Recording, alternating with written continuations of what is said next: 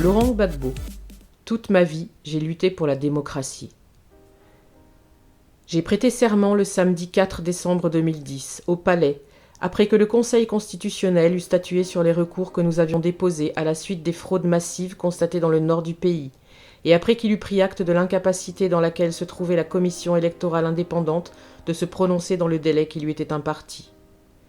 La veille, le vendredi 3, j'ai compris que tout pouvait se terminer très mal.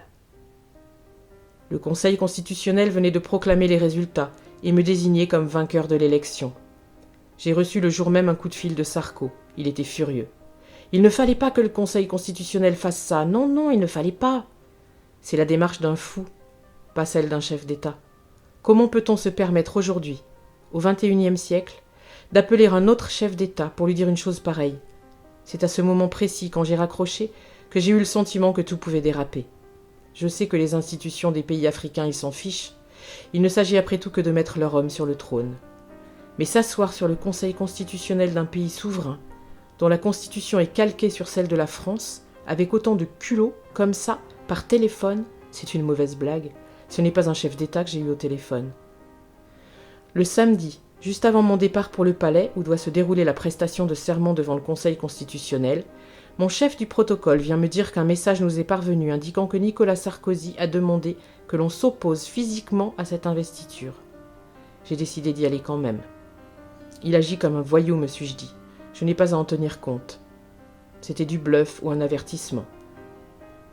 Le lundi 6 décembre, nous avons formé le gouvernement, un gouvernement de technocrates, et nous avons commencé à travailler. La France nous avait coupé les robinets de la BCEAO en espérant que nous ne pourrions pas payer les salaires des fonctionnaires et honorer les factures de l'État, ce qui aurait eu pour effet de dresser la population contre nous.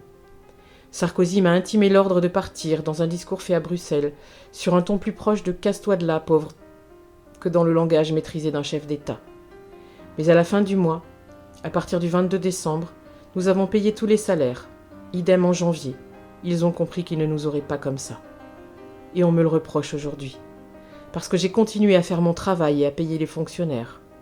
Même motif, même punition pour les mesures que j'ai prises dans le souci du maintien de l'ordre. J'ai utilisé un décret qui existe depuis 1961 et qui permet d'ouvrir la possibilité, ce n'est pas une fatalité, de mettre en état d'alerte les forces de maintien de l'ordre si la situation est telle que des incidents sont à craindre.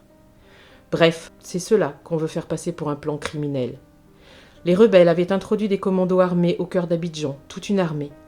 Ils devaient faire leur jonction avec les centaines de soldats rebelles, des mercenaires burkinabés pour la plupart, qui étaient cantonnés à l'hôtel du Golfe, un vaste complexe situé au bord de la lagune où se trouvaient depuis septembre les Ouattara et les chefs rebelles. Dès le début du mois de décembre 2010, les attaques contre la population et les forces de l'ordre ont commencé à Abidjan, jusqu'à ce que la stratégie de prise de pouvoir violente par Alassane Ouattara et ses soutiens soit révélée lors de l'attaque générale et concertée lancée dans tout Abidjan le 16 décembre 2010.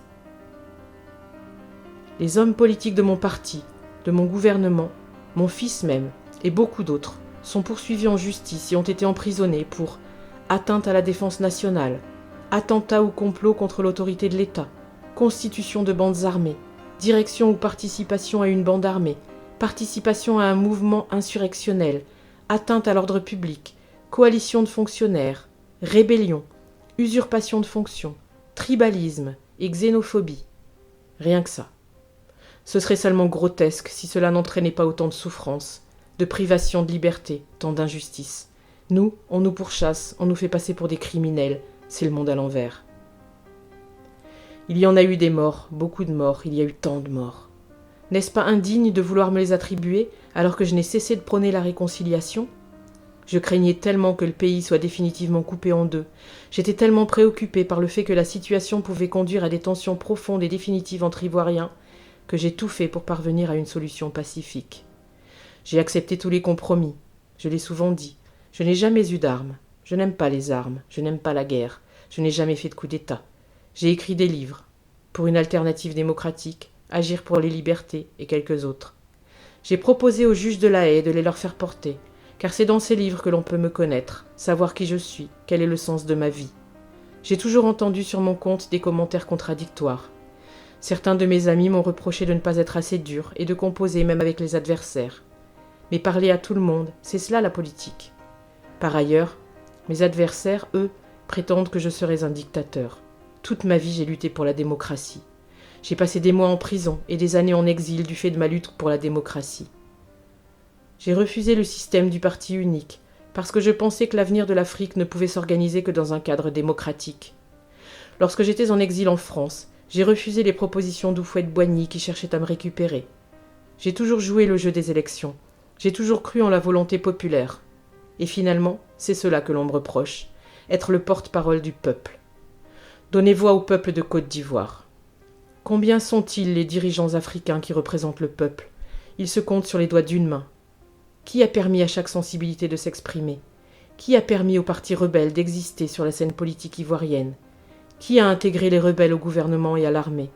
Qui a organisé les élections? Qui a permis que Ouattara et Bédié s'y présentent, alors même qu'ils ne remplissaient pas les critères constitutionnels? Qui a fait en sorte que tous les candidats disposent des mêmes temps de parole et des mêmes moyens? Il me semble que j'ai toujours agi comme un véritable homme politique, soucieux du bien-être de ses concitoyens, soucieux de laisser le débat démocratique s'installer, à l'écoute des autres. Loin, très loin de ces technocrates sans âme et sans structure morale qui constituent désormais le personnel politique de votre 5e République. Pour revenir aux grandes manœuvres d'étouffement économique, en 2011, j'ai décidé de couper les ponts avec le siège de la BCEAO à Dakar. La technique du boa constrictor pour nous étouffer était mise en œuvre par le patron du Trésor à Paris.